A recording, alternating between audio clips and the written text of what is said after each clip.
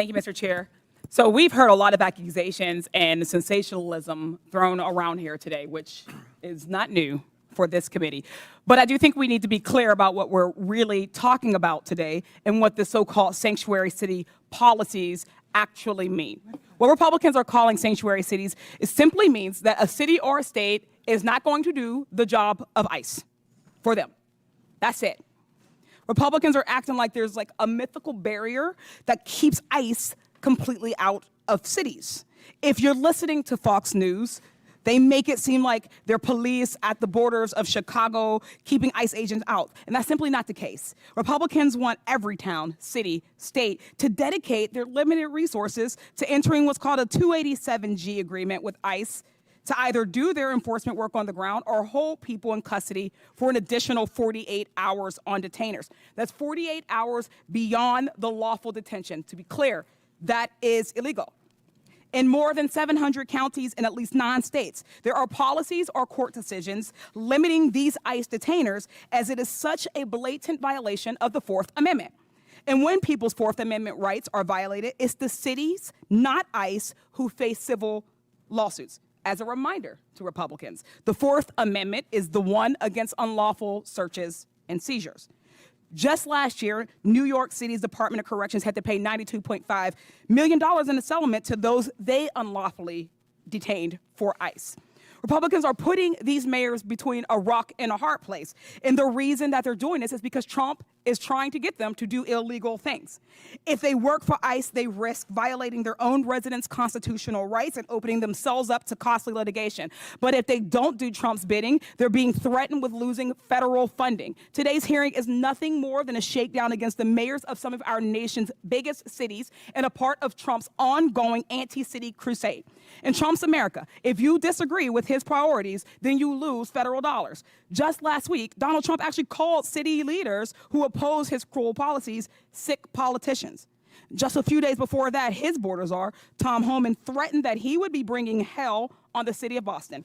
Mayor Wu, what do you think about these threats against Boston and their attempts to force you to enact policies that are against the very things your constituents voted for? The laws are most important and the safety of our residents are most important. And what I hear from all of our residents across every one of our neighborhoods is that, in fact, undermining the trust is what would make our city less safe. And so we need everyone to feel secure in their communities, like they can reach out, they can call 911 when they need help.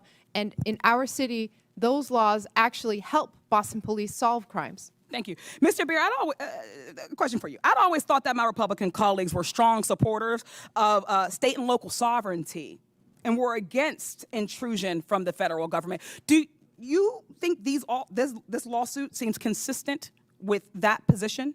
Oh, absolutely not. If you look at the Supreme Court precedent on this, it came from a gun control law that said that state and local governments had to cooperate with the federal government on gun control.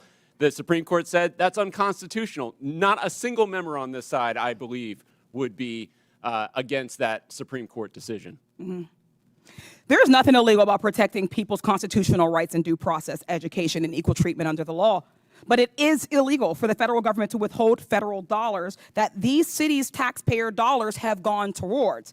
Mayor Johnson, Chicago ranks as one of the largest cities in the U.S. and has the 3rd largest metropolitan economy, boasting a GDP of $860 million. This makes it one of the most economically diverse cities in the nation, correct? That is correct.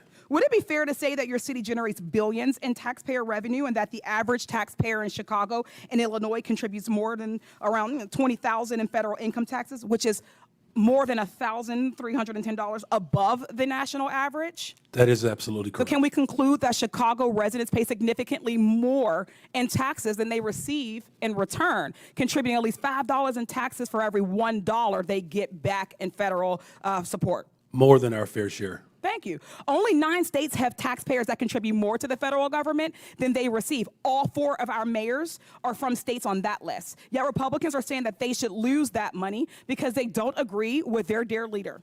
Trump and Republicans are attempting to take money from blue cities and blue states and give them to their red states. Republicans too often demonize blue areas and cities that are the very areas that are keeping the economy going. The attacks we've heard on mayors today are not only shameful, they're dangerous capitulations to the impulses of this president who is trying to expand executive power in nearly every direction. I'd like to thank our mayors, Wu, Johnson, and Johnston for coming in today, having the strength of courage to stand up to this administration. Thank you. I yield back. Chair recognizes